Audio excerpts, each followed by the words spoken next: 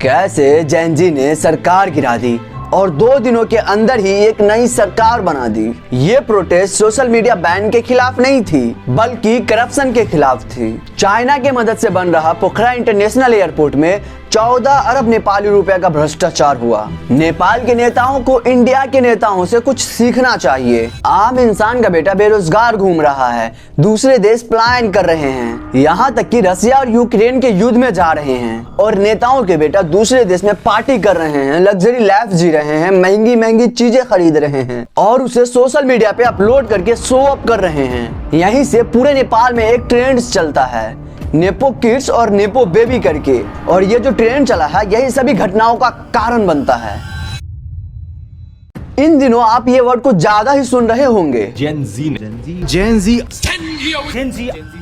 आखिर ये जेनजी होता क्या है, पहले इसे समझते हैं ताकि आगे बात समझने में कोई दिक्कत ना हो। 1997 से 2012 तक जो पैदा हुए हैं उन्हें जेनजी कहा जाता है।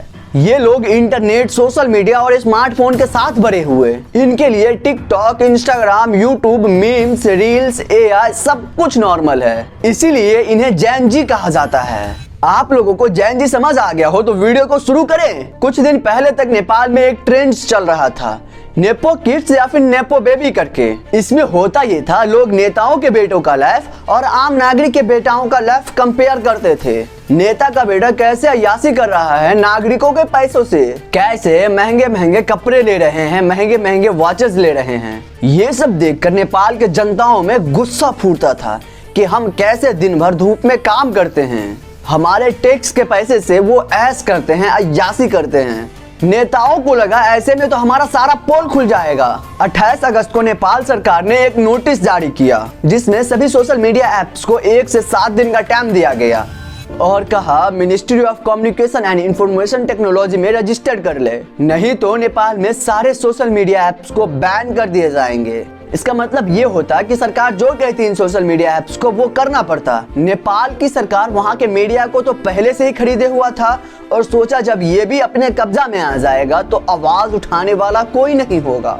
7 दिन गुजर गए और उसमें कुछ ही ऐप्स रजिस्टर हुए जैसे कि टिकटॉक, वाइबर, निम्बुज आदि, लेकिन ज्यादातर ऐप्स रजिस्टर नहीं किए थे जिसमें शामिल है Facebook, Instagram, Twitter, YouTube, Google, बहुत सारे ऐप्स। 4 सितंबर को नेपाल सरकार ने अपने मन से 26 सोशल मीडिया ऐप्स को बैन कर दिए, जिसमें 5 ऐसे सोशल मीडिया शामिल है जो खुद को उसमें रजिस्टर करके थे और 19 ऐसे सोशल मीडिया ऐप्स थे जो रजिस्टर्ड नहीं करके थे। नेपाल में लोगों के पास मात्र सोशल मीडिया ही एक ऐसा सोर्स था जिससे लोग आपस में कनेक्ट रहते थे और सही से खबर को जान पाते थे, क्योंकि नेपाल की मीडिया पूरी तरीके से बिक चुकी थी। जेनजी को नेपाल में प्रोटेस्ट करने का टर्निंग पॉइंट मिल गया। हामी नेपाल एनजीओ प्रोटेस्ट का मोर्चा संभालते हैं जिसे लीड कर रहे थे मार बलेन शाह।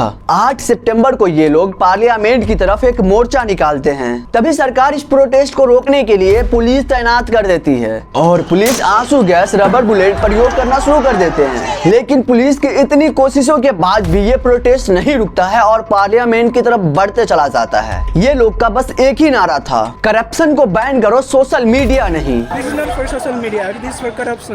लोग पार्लियामेंट के अंदर घुस जाते हैं और सरकार यहीं पे एक बहुत बड़ी गलती कर बैठती है, ओपन फायरिंग का परमिशन दे देते हैं। फिर क्या, पुलिस ने भी हेडशॉट मारना शुरू कर दिए। इस घटना के बाद जो लोग प्रोटेस्ट नहीं कर रहे थे वो भी अब प्रोटेस्ट करने लगे और पार्लियामेंट में आग लगा दी। नेताओं को ऐसे हेलीकॉप्टर से लटक कर भागना पड़ा और जो नहीं भाग सके उन्हें लोगों ने दौड़ा दौड़ा कर मारा, पानी में गिरा गिरा कर मारा, पूरा नंगा करके मारा और फिर नेताओं के घरों में आग लगा दी। आप इंडिया में अक्सर नेताओं के घर को सोशल मीडिया पर नहीं देखेंगे, लेकिन ये जरूरी नहीं है कि नेपाल में नेताओं के बेटाओं के वजह से ये पोल खुल के वहाँ की सरकार गिरी है तो इंडिया में भी सेम हो सकता है कि अब इंडिया की भी सरकार गिर जाए, क्योंकि पहले श्रीलंका में सरकार गिरी, फिर पाकिस्तान में, फिर बांग्लादेश में सरकार गिरी, उसके बाद नेपाल में और अब बारी है भारत की। जैसा एसएससी कर रहा है और इंडियाओं के नेताओं का जैसा हालात है, अश्लील काम करना, तिरंगा का अपमान करना,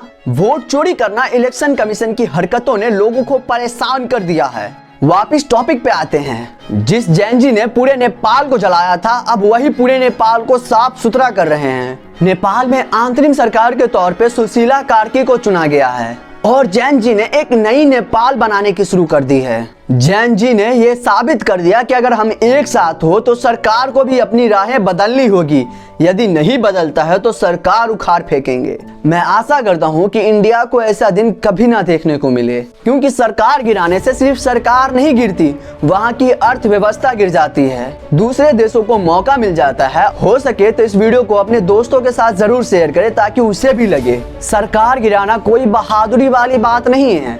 आप सरकार ही ऐसा चुनो जिसे गिराने की नौबत ही ना आए।